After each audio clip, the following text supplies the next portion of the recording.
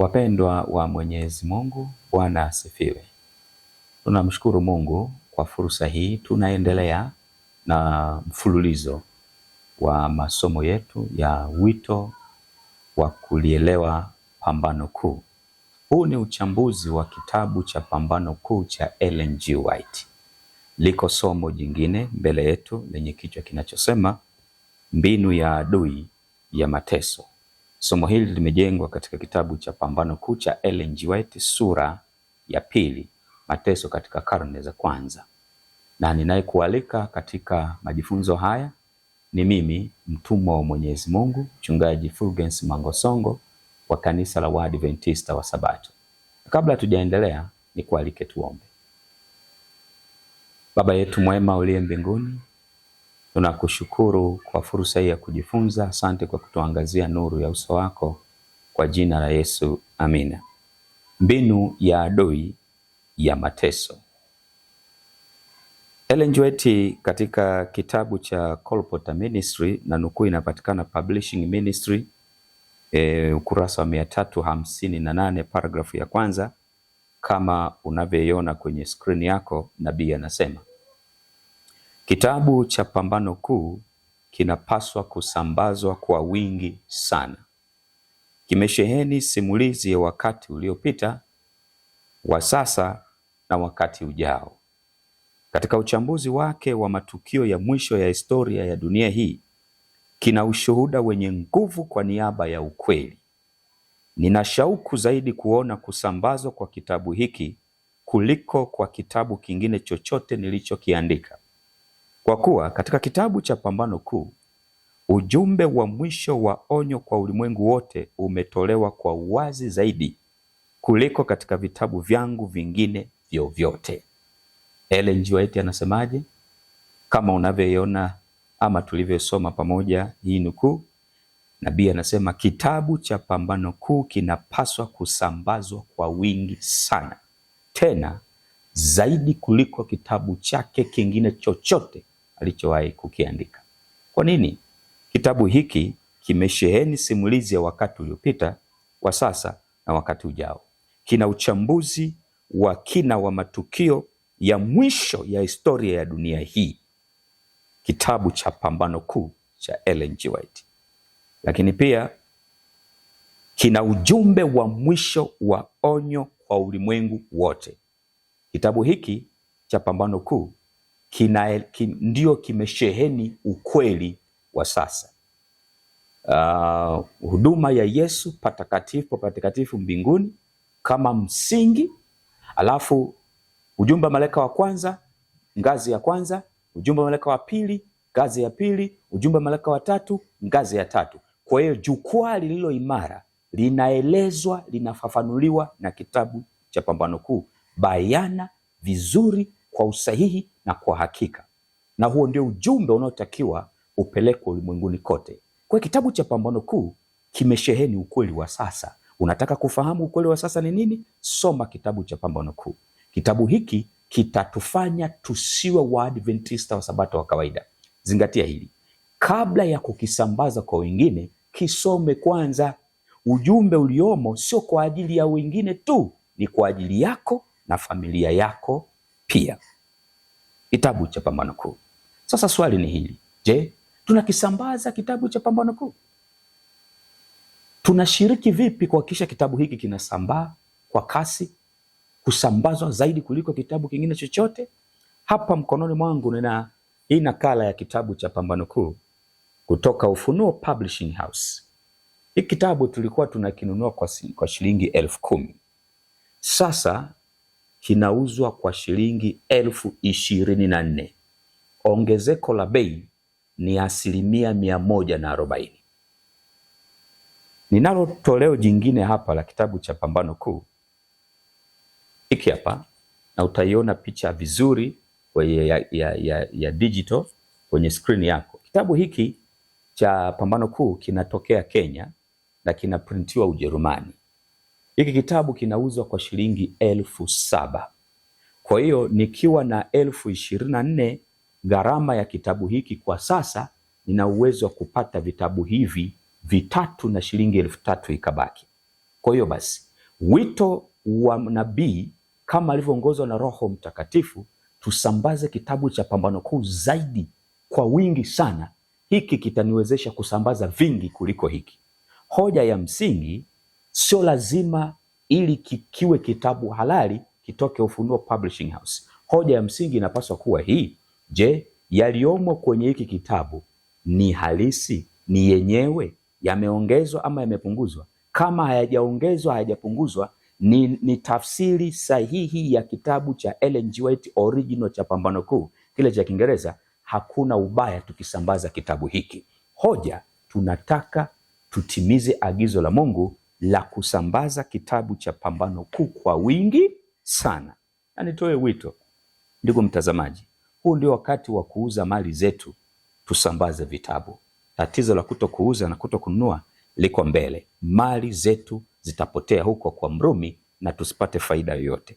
Ni afadhali tuwekeze sasa kwa ajili ya ufalme wa mbinguni. Hivyo basi, katika somo hili la mbinu ya adui ya mateso, nabii anasema maneno haya katika kitabu cha Pambano Kuu. Nasoma UPH ili toleo nilionalo mkononi 2024, sura ya 2, mateso katika karne za kwanza, ukurasa wa 29. Naiona nukuu kwenye skrini yako. Nabii anasema hivi: Yesu alipowafunulia hatima ya Yerusalemu na matukio ya ujio wa pili, alitabiri pia uzoefu wa watu wake tangu wakati ambao angechukuliwa kutoka kwao hadi kurudi kwake katika nguvu na utukufu kwa ajili ya ukombozi wao.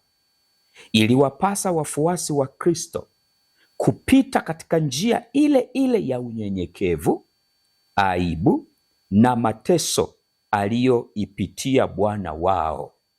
Uadui uliomkabili mkombozi wa ulimwengu ungedhihirishwa dhidi ya wote ambao wangeliamini jina lake. Kwa hiyo anayemchagua Yesu, mateso hayaepukiki. Na tunaona sura hii ya 2 ikieleza namna Wakristo walivyopitia mateso katika karne zile za kwanza. Nabii anaendelea kusema hivi, sasa ni ukurasa wa 30, Pambano Kuu UPH 2024, sura ya 2, mateso katika karne za kwanza. Nabii anaendelea kusema, katika mateso makali sana, hawa mashahidi wa Yesu waliihifadhi imani yao bila kuichafua. Pamoja na kuwa walinyang'anywa kila aina ya utulivu, wakiwa mahali pasipokuwa na mwanga wa jua, wakiishi gizani, lakini katika kifua cha ardhi hawakutamka neno lolote la lawama. Kwa maneno ya imani, uvumilivu na tumaini, walitiana moyo kuvumilia umasikini na maumivu. Hasara ya baraka za duniani haikuweza kuwalazimisha kuikana imani yao kwa Kristo. Majaribu na mateso yalikuwa ngazi ya kuwaleta karibu zaidi na pumziko lao na zawadi yao. Bwana asifiwe. Kwa hiyo mateso yaliyotokea katika karne za kwanza hayakuwafanya wale Wakristo waaminifu kutetereka katika imani yao. Ndio kwanza walikuwa thabiti zaidi, wakitaraji tumaini, wakitaraji pumziko lile lijalo, wakiendelea kuvumilia mateso na umaskini. Changamoto hizo hazikuwafanya kumkana Bwana wao. Kwa hiyo hii ndio njia ambayo yeyote anayechagua kuwa mwaminifu kwa neno la Mungu lazima apitie misukosuko kwenye familia, misukosuko katika kanisa lake, misukosuko katika jamii yake, misukosuko katika namna mbalimbali, na huku mwishoni watakatifu wa Bwana watapitia mateso hata kuuawa, wakati chukizo la uharibifu linaposimamishwa na upapa kurudia hatamu yake awamu ya 2, na hatimaye mateso kurindima upya. Sasa nataka tusome kidogo kitabu hiki cha Pambano Kuu, ukurasa wa 31 na 32. Hii UPH 2024, sura hii ya 2, mateso katika karne za kwanza, ukurasa wa 31 na 32. Hiki nilicho nacho mkononi hapa, ukurasa wa 31 na 32, ni sura ya 2, mateso katika karne za kwanza.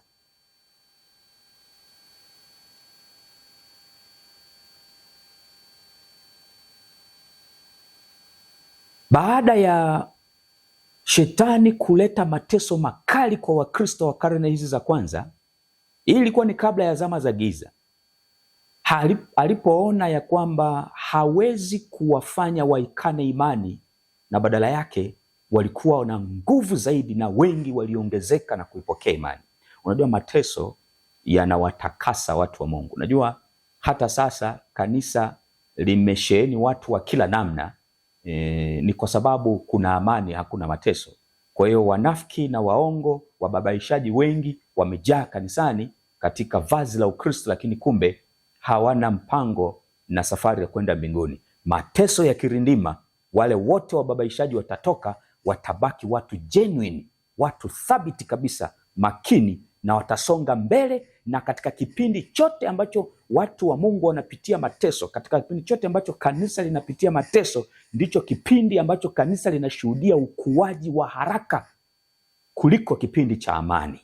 Shetani alipoona mbinu ya mateso haimletei faida isipokuwa inamletea hasara, ikabidi abadilishe mbinu. Sasa hapa ukurasa wa 31 na 32, nabii anaeleza namna ambavyo shetani alibadili mbinu, na hapa liko la kujifunza. Ndicho tunachotaka tujifunze kutoka kwenye sura hii. Leo tunajifunza nini katika mazingira yetu kama Waadventista wa Sabato, kama Wakristo, kama wasafiri kwenda mbinguni?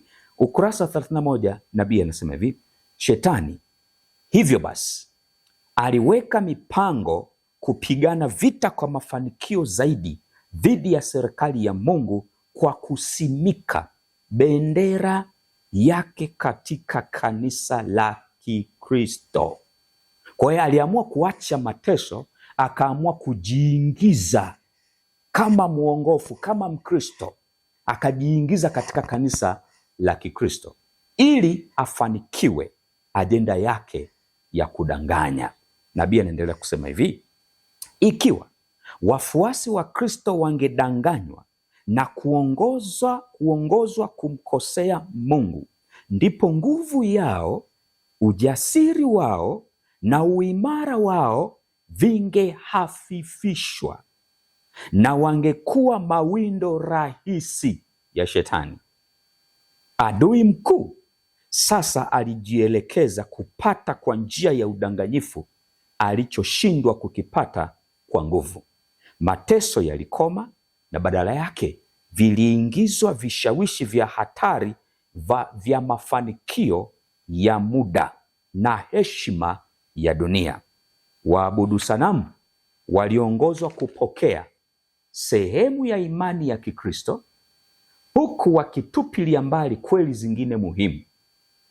Walidai kumkiri Yesu kuwa mwana wa Mungu na kuamini mauti na ufufuo wake, lakini hawakushawishika kuwa ni wenye dhambi wala kuhisi haja ya toba au ya badiliko la moyo. Kwa wao kupunguza mambo fulani katika imani zao, walipendekeza kuwa Wakristo nao wapunguze baadhi ya mambo ili wote waungane kwenye jukwaa la imani ya Kikristo. Kwa hiyo hawa wapagani walipoingia wakiwa wameongoka nusu katika kanisa la Kristo, wakawaambia Wakristo, wakapendekeza kwa Wakristo kwamba sisi tunapunguza mambo yetu ya kipagani na ninyi punguzeni basi masharti ya imani yenu ili tukutane katikati, angalau basi hii imani iwe inamfeva kila mmoja. Hicho ndicho kilichotokea, na kwa njia hiyo Shetani akawa amesimika bendera yake katika kanisa la Kikristo. Nabii anaendelea kusema hivi: sasa kanisa lilikuwa katika hatari ya kutisha. Gereza, maumivu, moto na upanga vilikuwa baraka ukilinganisha na mwelekeo huu. Baadhi ya Wakristo walisimama imara wakisema wasingekubali kulegeza masharti. Baadhi yao waliunga mkono wazo la kulegeza masharti au kurekebisha baadhi ya vipengele vya imani yao na kuungana na waliokubali sehemu ya Ukristo, wakidai kuwa kufanya hivyo kungekuwa njia ya uongofu wao kamili. Huo ulikuwa wakati wa kilio kikuu kwa wafuasi wa Kristo waaminifu. Katika vazi la Ukristo bandia, Shetani alikuwa akijipenyeza katika kanisa ili achafue imani yao na kugeuza akili zao kutoka kwenye neno la Mungu. Sikia hii ndugu mtazamaji. Shetani aliposhindwa kupata ushindi kwa njia ya mateso, na alipoona kwa kadri anavyowaua Wakristo damu yao ni mbegu, wanaongezeka wengi, kanisa la Kristo linakuwa na nguvu zaidi, akaona hapana, akabadili mbinu, na sasa anajiingiza kwenye kanisa la Kristo. Na unajua matokeo ya kujiingiza kwa kanisa, wapagani kuingia kwenye kanisa la Kristo, na hata baadhi ya Wakristo kushusha masharti, na hata wale viongozi kwa tamaa ya mambo ya kidunia hii wakaamua kushusha viwango, wawakubalie wapagani wakaingia ndani ya kanisa, na wapagani wakapata nafasi ya kupanda vyeo na madaraka, hata wakashika nafasi za uongozi, ndipo wakaongoza kanisa la Kristo kukubaliana na mambo ya upagani. Na matokeo yake, hiyo ndoa kati ya Ukristo na upagani, matokeo yake ndiyo upapa ulipoibuka, na ndio ukawa mwanzo wa zama za giza. Liko la kujifunza hapa. Sikia hii nabii anachokisema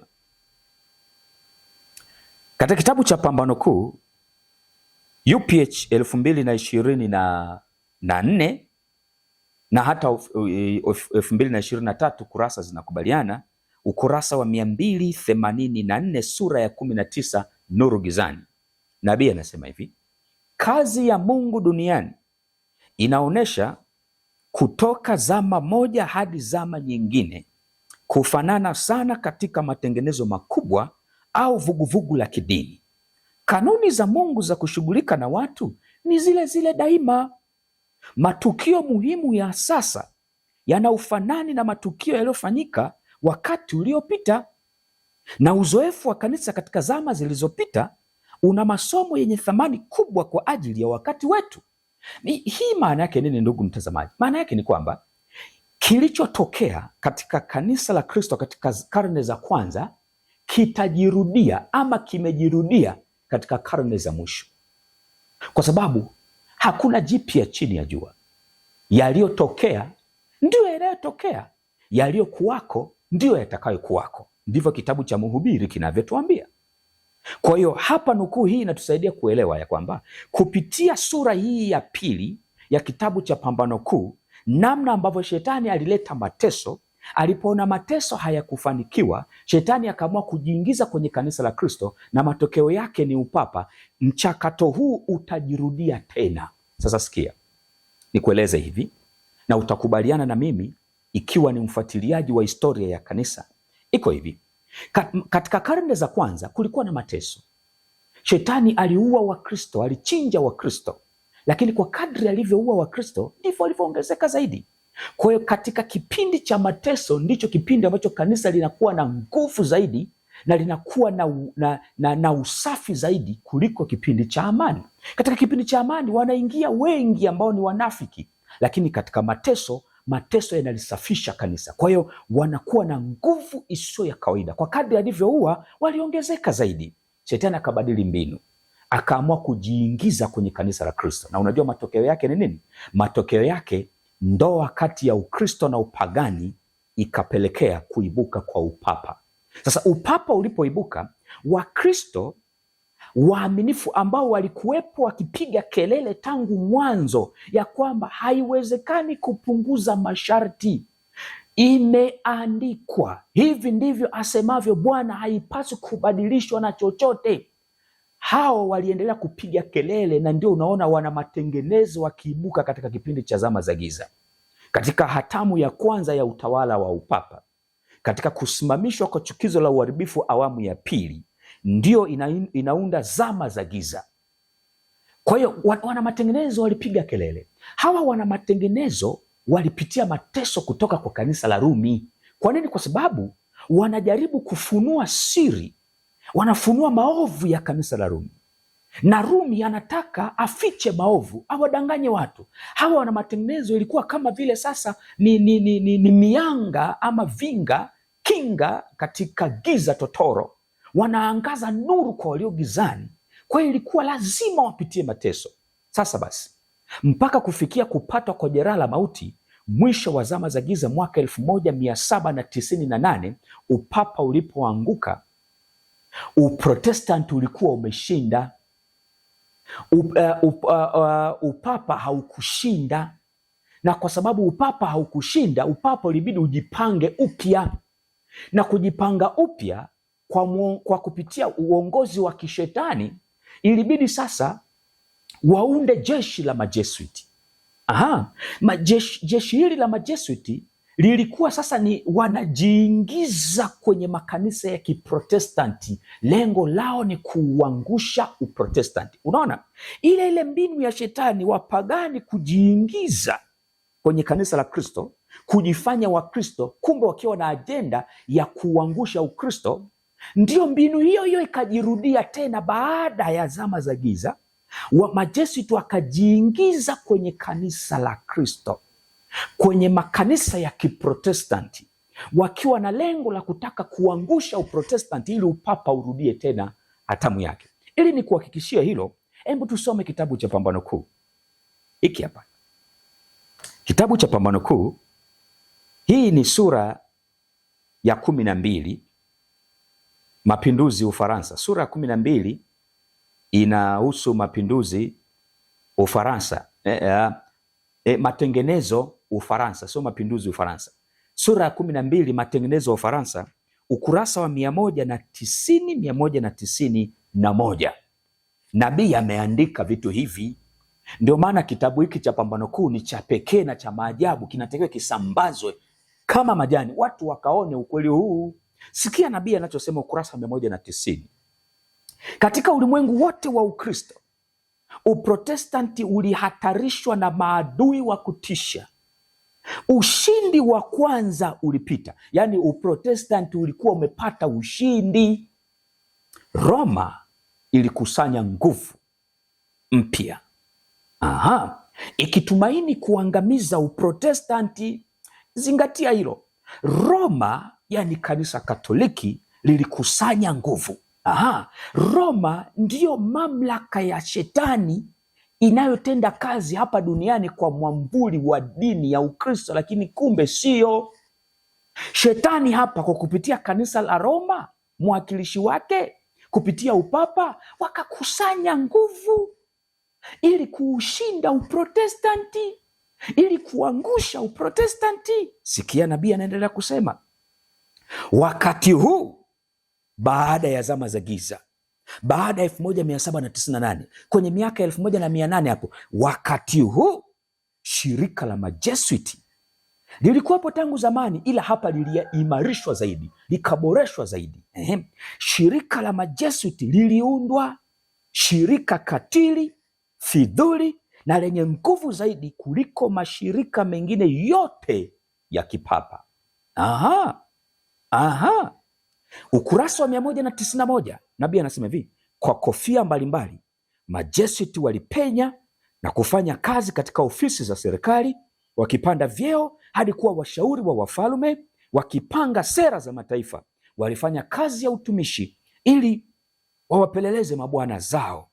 Walianzisha vyuo kwa ajili ya watoto wa kiume wa wana wa wafalme na malodi, na shule kwa ajili ya watu wa kawaida, na watoto wa wazazi wa Kiprotestanti walilazimishwa kushika kaida za kipapa. Kwa hiyo ukisoma kitabu kinachoitwa Upinzani Haujaisha, unaona mwandishi wa kitabu hicho anajaribu kueleza kama hiki nabii anachosema. Yani hawa Majesuiti hawakupenya tu kwenye serikali, walipenya kwenye makanisa ya Kiprotestanti, kwa sababu ajenda ilikuwa ni kuangusha Uprotestanti. Kwa hiyo Majesuiti walijifanya kuwa wasabato miongoni mwa wasabato. Anaenda kusoma uchungaji kana kwamba ana wito wa uchungaji, anaenda kusoma kwenye vyuo vyetu vya kitheolojia, anaingia kwenye uchungaji, anapanda vyeo, anapiga siasa, anafanya siasa, anapiga siasa, anapiga siasa, anapanda mpaka anashika ngazi za juu za uongozi wa kanisa.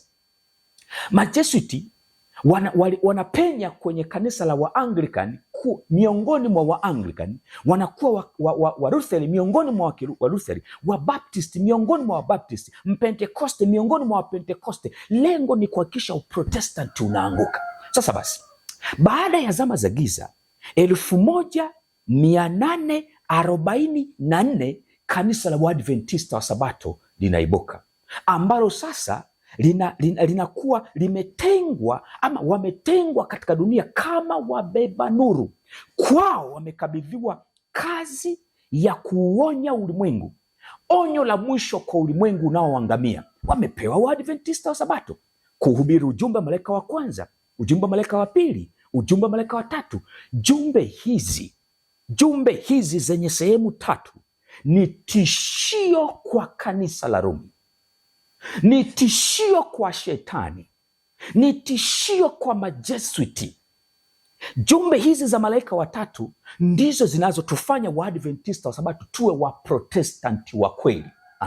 Kama ajenda ya Majesuiti ni kuua Uprotestanti, swali ni hili: je, jumbe za malaika watatu Majesuiti wataziacha tu zihubiriwe ulimwenguni kwa urahisi? Pambano kuu liko linaendelea katika kanisa la Waadventista wa Sabato. Ndani ya kanisa la Waadventista wa Sabato tunao mapandikizi, tunao Majesuiti na wengine ni wachungaji, ni viongozi wa kanisa, wanahakikisha ya kwamba jumbe hizi zinazimwa, ukweli huu haubiriwi ulimwenguni kote. Ukitaka kuelewa ya kwamba ukweli ni kwamba mapandikizi yapo, angalia katika Yuda 1:4 inasemaje? Tunao wako wengine wajiingizao kwa siri. Wagalatia 2:4 inasemaje? Wako wa ndugu wa uongo walioingizwa kwa siri, walioingizwa kwa siri. Kwa hiyo tunao kwenye kanisa la Mungu. Unaona, kwa hiyo kutoka kwenye zama za giza Shetani akabadili mbinu tena kwa mara nyingine ya kuacha mateso, na sasa akajipenyeza kwa mpaka kwenye kanisa la Sabato amejipenyeza. Sasa swali ni hili: je, kuna mahali popote nabii Ellen G. White ametabiri ya kwamba kanisa la Rumi litapenya kwenye kanisa la Sabato na kutake over na kutawala na kuteka kanisa la Waadventista wa Sabato? Lengo ni kwamba kuteka ile hazina, ile amana, ule ujumbe wa malaika wa kwanza, wa pili na watatu. Kuna mahali nabii ametabiri? Ndiyo, ametabiri. Kwa hiyo katika sura ya pili ya mateso katika karne za kwanza ya kitabu cha Pambano Kuu, tuna uwezo wa kujifunza, tunaweza tukajifunza na kuona namna vita hii inavyopiganwa. Kumbuka, huu ni uchambuzi wa kitabu cha Pambano Kuu. Tunakwenda katika kauli mbiu inayosema wito wa kulielewa Pambano Kuu linapiganwa kwa jinsi gani. Tuangalie kidogo nukuu hizi. Nabii akiwa ametabiri ya kwamba hayo yanatokea kwenye kanisa la Waadventista wa Sabato. Hii nukuu unaiona kwenye skrini yako, inatoka Shuhuda kwa Kanisa, gombo la kwanza, ukurasa wa 577, paragrafu ya pili. Shuhuda kwa Kanisa, gombo la kwanza, ukurasa wa 577, paragrafu ya pili. Nabii alitabiri. Nabii anasema hivi: usiku huo niliota kwamba nilikuwa huko Battle Creek nikitazama kutoka kwenye kioo cha pembeni mlangoni na kuona kundi likiandamana kwenda nyumbani wakiwa wawili wawili. Walionekana kuwa wenye nia thabiti na waliodhamiria.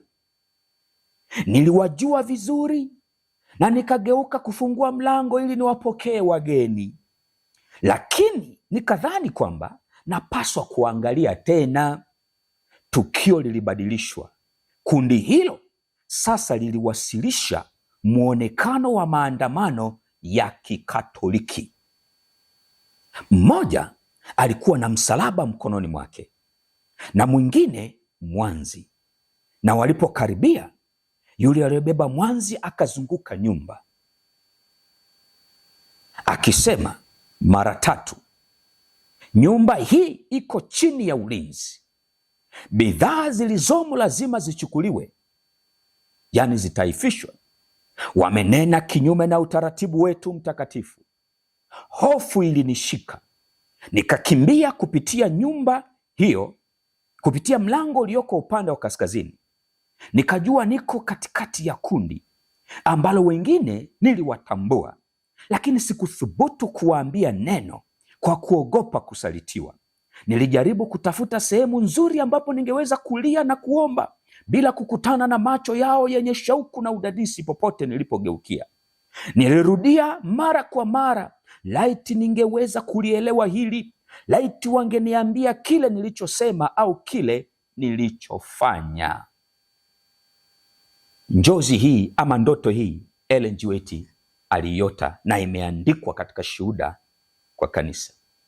Sasa sikia, anaposema walionekana watu walio makini na waliodhamiria wanakuja wakiwa wana machi wako kwenye, yani ni kampani, wanakuja kwenye nyumba, na Ellen G. White anasema aliwatambua.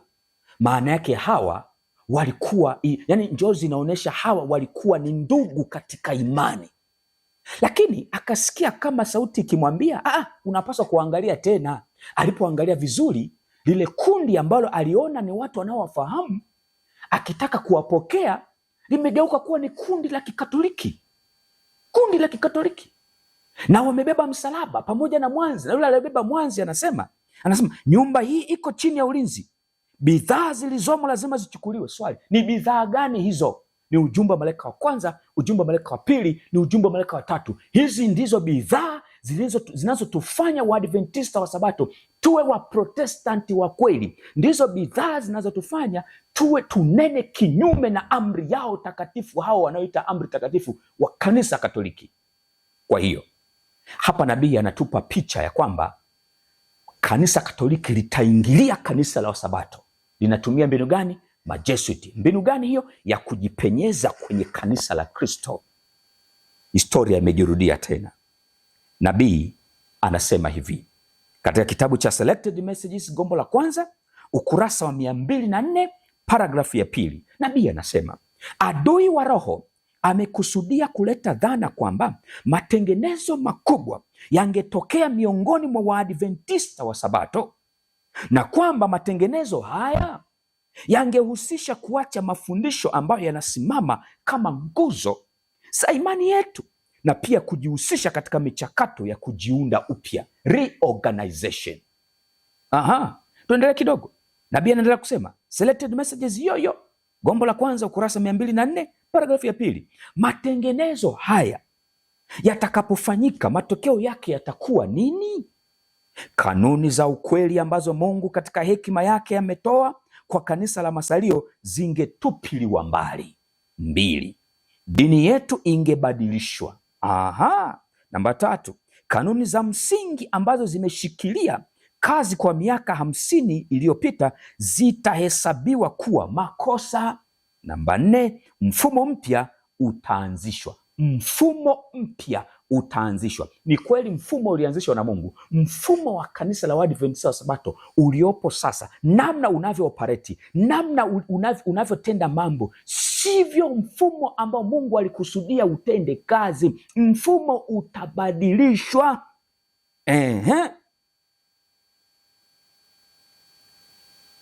Vitabu, namba 5, vitabu vya mpango mpya vingeandikwa. Namba 6, mfumo wa falsafa ya akili ungeanzishwa.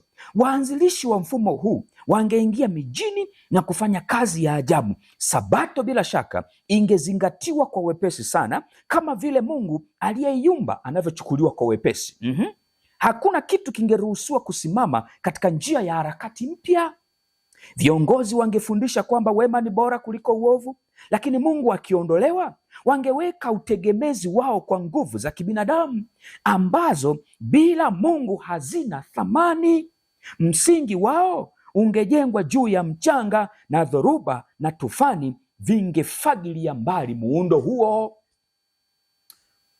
Ukweli ni kwamba unabii huu umetimia, na hizi pointi zote nabii alizozisema zimekwisha tekelezwa. Tuna uwezo wa kukupa ushahidi kipengele kimoja baada ya kingine. Dini yetu imebadilishwa, mfumo wetu umebadilishwa, na ndio maana yale mafundisho ambayo ni mihimili ya imani yetu, unaona mpaka wachungaji wengine wanakataa. Unabii unawekwa pembeni, ujumbe wa malaika wa kwanza, wa pili na watatu unawekwa pembeni.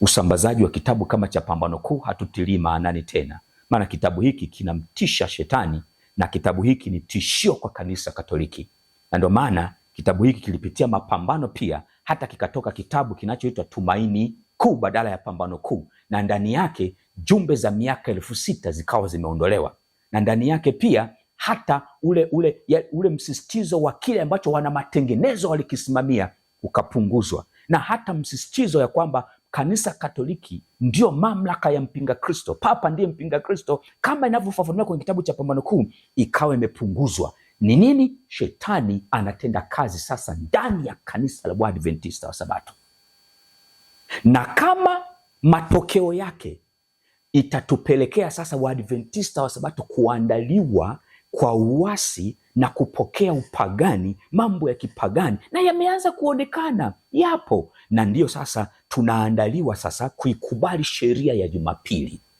sheria ya Jumapili. Na ndio maana unaona na sasa kanisa linaimba One Voice 2027.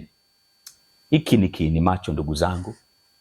One Voice 2027 tunasherekea miaka 2000 ya ubatizo wa Yesu, ya kwamba 2027 tunaanza mahubiri kwa kasi, tunasherekea ubatizo wa Yesu, wakati 2027 ni mwaka ambao sheria ya Jumapili inapita Marekani, na hatimaye watakatifu wale waaminifu ambao walisimama na imeandikwa, ambao wameendelea kupiga kelele, hawako tayari kukubali hivi ndivyo asemavyo Bwana ibadilishwe na hivi ndivyo lisemavyo kanisa, ama hivi ndivyo asemavyo kiongozi, ama hivi ndivyo wasemavyo wachungaji. Hao walioandaliwa watapita salama, wanaopita salama kwenye kipindi cha hukumu ya upelezi na majina yao kutamkwa yabaki kwenye kitabu cha uzima, hao ndio watapokea mvua ya masika. Kwa hiyo 2027 sisi tunajiandaa kusherekea mlipuko wa Injili, kusherekea ubatizo wa Yesu. Kumbe ndio mwaka wa kupokea mvua ya masika, wale waaminifu. Wakati tulitakiwa tuandaliwe sasa, tujue Yesu yuko wapi, anafanya nini, na tunawezaje kupata ushindi wa dhambi. Dhambi inaondolewaje ndani yangu? Wakati dhambi inapoondolewa kwenye vitabu vya kumbukumbu, kwenye kule patakatifu mbinguni, ujumbe wa malaika wa kwanza unahusu nini? Ujumbe wa malaika wa pili unahusu nini? Ujumbe wa malaika wa tatu unahusu nini? Mnyama ni nani? Sanamu yake inaundwaje? Alama ya mnyama ni kitu gani? Nawezaje kuepuka kuipokea? Hayo ndiyo mambo ambayo yanaitwa ukweli wa sasa wa Sabato, itakiwa wafundishwe, wayaelewe.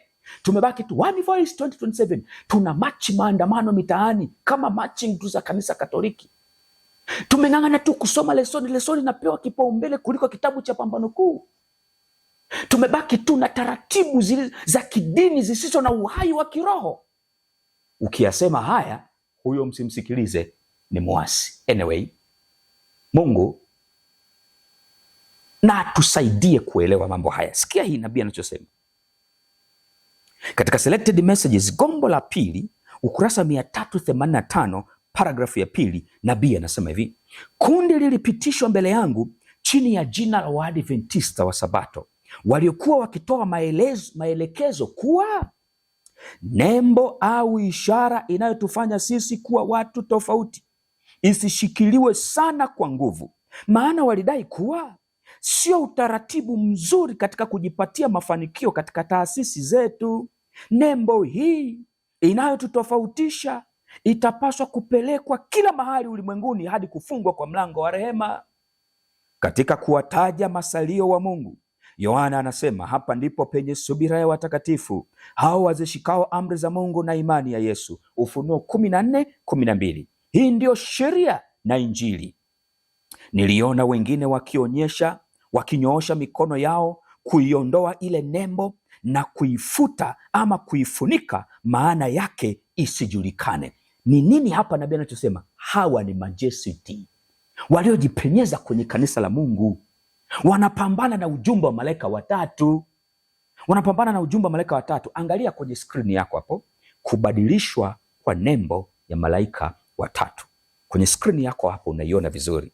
Angalia ujumbe. Hoja hapa sio nembo. Nembo imekuja kubadilishwa kwa sababu ujumbe umebadilishwa. Hapo Adventista wa Sabato tunafanywa tufanane na makanisa mengine. Ndio maana hii nembo inaonekana kufanana na nembo za makanisa mengine ya kievanjeliko.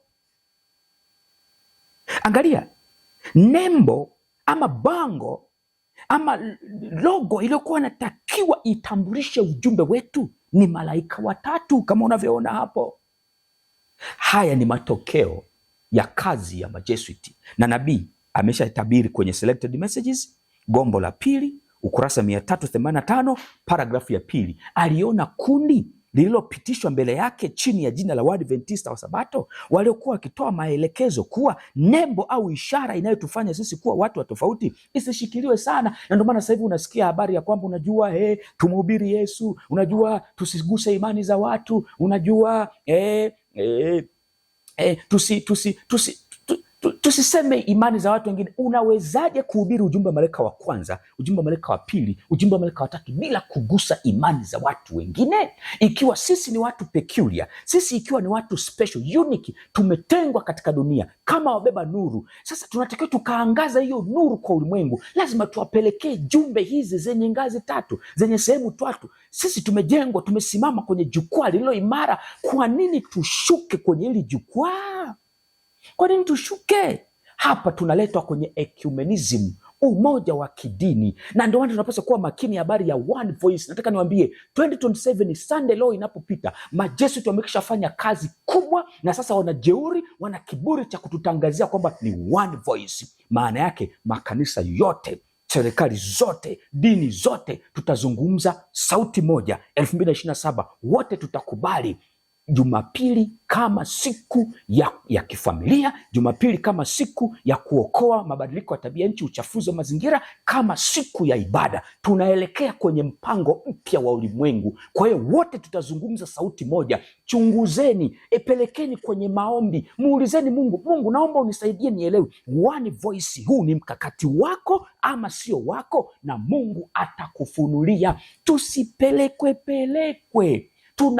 Tusome, tuchunguze. Kwa hiyo ile Pambano Kuu sura ya pili, mateso katika karne za kwanza, shetani alipotesa kanisa la Kristo akaona amefeli, akajiingiza kwenye kanisa la Kristo. Matokeo yake ni kuibuka kwa upapa, zama za giza, na matokeo yake jeraha la mauti lilipotokea kwa upapa, shetani anarudia ile mateso yaliyokuwa zama za giza, akayaweka pembeni kidogo, akajiingiza kupitia majesuiti kwenye makanisa ya Kiprotestanti na kanisa la Waadventista wa Sabato. Wamejiingiza, wapo wa kutosha, na matokeo yake bendera ama nembo yetu ama utambulisho wetu unashushwa chini, na sasa tunaimba one voice badala ya kuimba jumbe za malaika wa kwanza, wa pili na watatu. Vitabu tunavyoviita ni vitabu vya utume, vimebeba maneno yenye matumaini. Tunaacha kitabu cha Pambano Kuu ambacho nabii alisema kisambazwa kama majani. Ni maneno gani ya matumaini tunayotafuta zaidi ya haya yaliyopo kwenye kitabu cha Pambano Kuu? Kitabu chenye maneno, unasema maneno yenye matumaini, kinauzwa shilingi 3,000. Pambano Kuu inauzwa shilingi 24,000. Can you imagine? Kitabu hiki kinapigwa vita. Kitabu hiki cha Pambano Kuu kinapigwa vita, na ndio maana nasema hivi, hatulazimishi mpaka itoke Ufunuo. Tunaweza tukatumia hiki kutoka Kenya, shilingi 7,000. Tunaweza tukasambaza vitabu vingi, na niwatolee wito watu wa Mungu, tutoe mali zetu, tuuze mali zetu. Muda umeisha, tutazipoteza zote kwa Mrumi. Tatizo la kutokuuza na kutokununua liko mbele. Dhoruba tutaanza kuisikia, tutaanza kuiona 2026 mpaka kufika 2027 ni mchaka. Dunia lazima ivurugwe, lazima tuondokane na old world order, tuingie kwenye new world order. Lazima wabomoe ili kuanzisha new world order. Kwa hiyo watu wa Mungu, historia imejirudia. Pambano Kuu ni kitabu kinachotufunulia mambo haya. Ndugu zangu, tukisambaze kitabu hiki kama majani. Sikia hii, nabii anasema hivi katika Selected Messages gombo la pili ukurasa wa 384 paragrafu ya 3, nembo ya malaika watatu imewekwa juu yake maneno haya: amri za Mungu na imani ya Yesu. Taasisi yetu imechukua jina linaloiweka tabia yetu ya imani, na kwa jina hili SDA hatupaswi kuona aibu, na alionyeshwa ya kwamba jina hili humaanisha mengi, na katika kujipatia hili jina tumeifuata nuru tuliyopewa kutoka mbinguni. Sabato ni ya Mungu Sabato ni ya Mungu ya kukumbuka kazi yake ya uumbaji. Pia ni ishara ambayo inapaswa kutunzwa mbele ya ulimwengu. Katika Selected Messages, gombo la pili, ukurasa 385, paragrafu ya kwanza, unaiona kwenye skrini yako. Niliambiwa kwamba watu wataajiri ama kutunga kila aina ya utaratibu au sheria ama policy ili kushusha kipeo cha utofauti kati ya imani ya Waadventista wa Sabato na wale wanaoishika siku ya Jumapili. Katika shindano hili ulimwengu wote utahusika, na wakati ni mfupi. Huu sio wakati wa kuzivutia chini rangi zetu. Haya yote nabii aliandika. Kwa hiyo ndugu zangu, historia imejirudia. Wana matengenezo wanahitajika. Tunahitaji kusimama na imeandikwa. Tunahitaji kusimama na neno la Mungu na roho ya unabii. Pambano Kuu sura ya 37, maandiko ni kinga, ukaisome. Hatupaswi kutii maelekezo ya wachungaji ama viongozi mpaka tuwe tuna hakika ya kwamba wanachokisema ndivyo sawasawa na neno la Mungu. Tofauti na hapo tutapotezwa. Ndugu zangu, tuchunguze. Ndugu zangu, tuamke. Muda umeisha. Yesu amekaribia kurudi na hali itazidi kuwa mbaya. Amkeni Waadventista wa Sabato. Sasa ni wakati wa kutubu na kuungama dhambi. Tumtafute Mungu kwa bidii kuliko wakati mwingine wowote. Huu ni uchambuzi wa kitabu cha Pambano Kuu, wito wa kulielewa Pambano Kuu. Tutayasema kwa kadri Mungu anavyotufunulia, anavyotuongoza katika imeandikwa. Mungu na akubariki kwa jina la Yesu. Amina. Tuombe. Baba mwema, asante kwa upendo wako, sifa na utukufu zikurudie kwa jina la Yesu. Amina. Mungu awabariki.